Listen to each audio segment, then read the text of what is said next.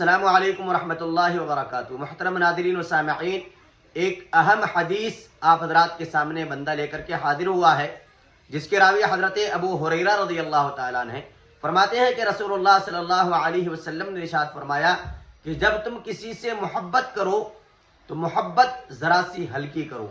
हो सकता है कि किसी वक्त वो आपका दुश्मन बन जाए, उससे नफरत हो जाए। और इसी तरह जब तुम किसी से नफरत करो तो नफरत में भी ज़रा हल्कापन से काम लो। हो सकता है कि किसी वक्त वह आपका दोस्त बन जाए।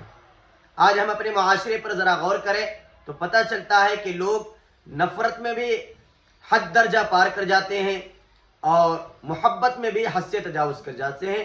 ये उसूल दीन के ख़िलाफ़ है। नफरत और मोहब्बत दोनों में इत्तिदाल से काम लेना चाहिए।